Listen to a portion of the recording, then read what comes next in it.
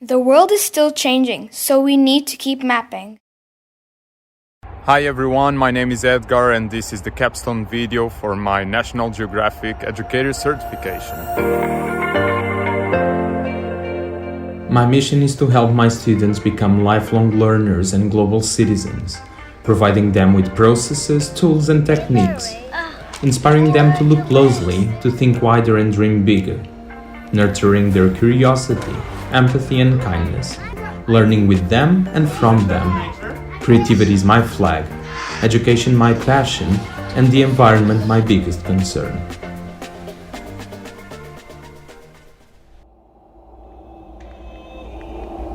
In 2014, what was supposed to be a simple, fun snow trip to BC, Canada, ended up being a milestone in my life, the envision of what I am today.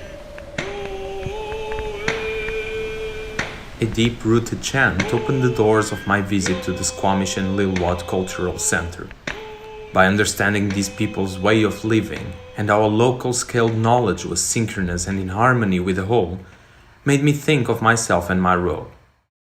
And 2 years later, I was working here, International School Zurich North. Today, I am what I call a systems thinking educator, and I run the makerspace at the same time as I support my colleagues in the enhancement of their units. The IB curriculum followed by our school, together with my design background, were the perfect mix to understand and embrace the National Geographic Learning Framework. Currently, I'm working with Grade 5 on a 6-week unit about migration, under the transdisciplinary theme Where We Are in Place and Time. My activity was a cartography workshop embedded in this unit, and for the certification I decided to use the first 2 sessions of it. In session 1 we started with the obvious and simple approach of what is a map? What kind of maps do you know? Or what can I use a map for? Besides being an informal assessment to the students' prior knowledge, it helped build new connections in their brains about the topic. I found mapping the stories of our planet a great link between the job of a cartographer and the unit. After a brief discussion, the students watched the videos How Maps Are Saving the World and Mapping, Change at the Roof of the World. The class discussion that followed the videos led the students to understand how maps can be a tool for change. Because we can see how much fish are being out of the ocean. Their work on top of the Mount Everest is important because it's where the water comes from for the people in India. The session finished with a virtual visit to the living atlas of the world and a small forum to guide and assess the students in their understanding of maps. The video counter mapping was the kickoff for the second session, and combined with the activities of Out of the Eden by Project Zero, gave this unit the personal side I was looking for, slowing down, sharing stories, and making connections. After watching counter mapping, the students had a chance to comment and discuss the video. What I found interesting about this map was that they could record the history and the praise of their people. She didn't understand what Google Maps was, and she said that she wasn't a bird.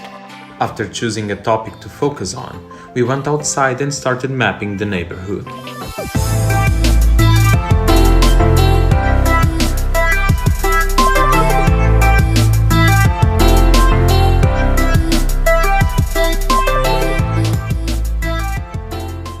I simply facilitated my students with an opportunity to observe, think, and learn by themselves.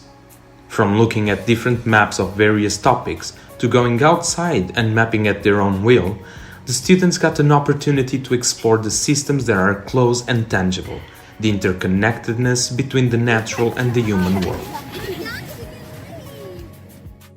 Less is more, and I decided to focus solely on one skill and one attitude. Children are naturally curious. I simply provided them with the freedom and the right questions. By looking at their maps, it's easy to understand how their curiosity led to observation. So my map is about different type of pavements and how much sound it makes when you step on a pavement. Is it like horrendous?